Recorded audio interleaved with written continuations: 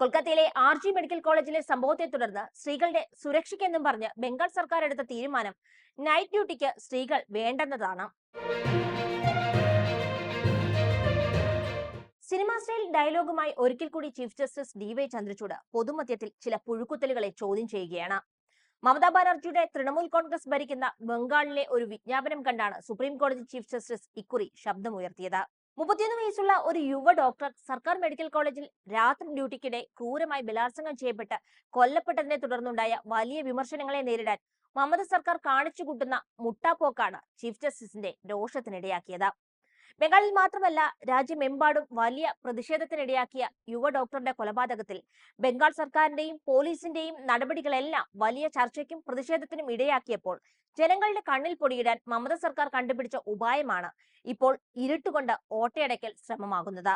വീഴ്ച മറയ്ക്കാനുള്ള മമത സർക്കാരിന്റെ ശ്രമത്തെ സുപ്രീം കോടതിയും വിമർശിക്കുകയാണ്.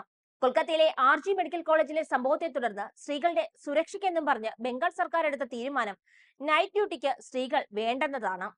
സംസ്ഥാനത്തെ സർക്കാർ ഉടമസ്ഥതയിലുള്ള ആശുപത്രികളിലെല്ലാം വനിതാ ഡോക്ടർമാരെ രാത്രി ഡ്യൂട്ടിക്ക് നിയോഗിക്കരുതെന്നാണ് ബംഗാൾ സർക്കാർ വിജ്ഞാപനമിറക്കിയത്. അതായത് രാത്രി സ്ത്രീകൾ പുറത്തിറങ്ങരുതെന്ന് പറയുന്നത് പോലെ രാത്രി ഷിഫ്റ്റുകളിൽ ഇനി ജോലിക്കും പോകരുതെന്ന. പൗരന്മാർക്ക് സുരക്ഷ ഉറപ്പാക്കുകയെന്ന സർക്കാരിന്റെ പ്രഥമ കർത്തവ്യങ്ങളിൽ ഒന്നിനെ മറന്നിട്ടാണ് രാത്രി ഷിഫ്റ്റുകളിൽ വനിതാ ഡോക്ടർമാർ വേണ്ടെന്ന തീർത്തും വൈകാരിക പ്രകടനങ്ങളിലേക്ക് ഒരു സർക്കാർ കടന്നിരിക്കുന്നത്. ഈ തീരുമാനത്തെ ചോദ്യം ചെയ്ത് തിരുത്തണമെന്നും ആവശ്യപ്പെട്ടുകൊണ്ടാണ് സുപ്രീം കോടതി ചീഫ് ജസ്റ്റിസ് എന്ത് പിന്തിരിപ്പൻ നയമാണിതെന്ന് ചോദിച്ചിരിക്കുന്നത്.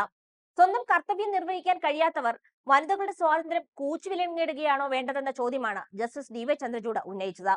സ്റ്റേറ്റിന്റെ ചുമതലയാണ് സുരക്ഷ ഉറപ്പാക്കുക എന്നത് ആവർത്തിച്ച് പറയാനും ചീഫ് ജസ്റ്റിസ് മടിച്ചില്ല. എങ്ങനെയാണ് സ്ത്രീകൾ രാത്രി ജോലി ചെയ്യേണ്ടെന്ന് നിങ്ങൾക്ക് പറയാനാവുക?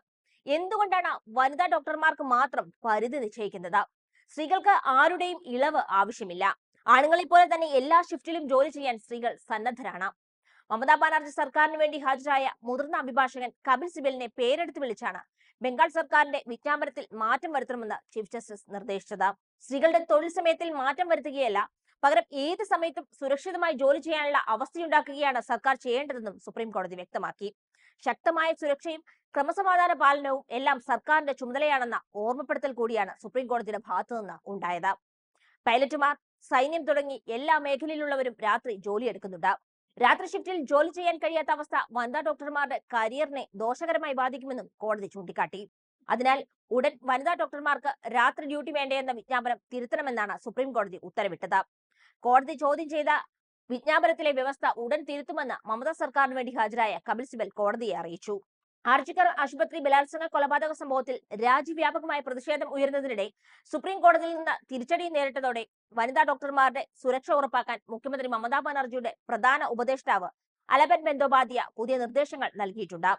എല്ലാ മെഡിക്കൽ കോളേജുകളിലും ആശുപത്രികളിലും സ്ത്രീ സൗഹൃദ സുരക്ഷാ ഉദ്യോഗസ്ഥരെ വിന്യസിക്കുമെന്നാണ് ബന്ദോപാധ്യായ പറയുന്നത്. മെഡിക്കൽ കോളേജുകളിലും ആശുപത്രികളിലും ലോക്കൽ പോലീസിന്റെ സ്ഥിരം രാത്രി പെട്രോളിംഗിന് സംവിധാനം ഒരുക്കുമെന്നും അദ്ദേഹം പറഞ്ഞു.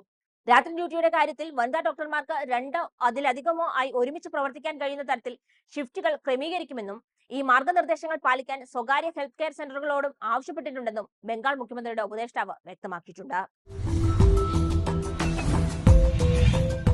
വാർത്തകൾ വേഗത്തിലറിയാൻ ഞങ്ങളുടെ യൂട്യൂബ് ചാനൽ സബ്സ്ക്രൈബ് ചെയ്യൂ.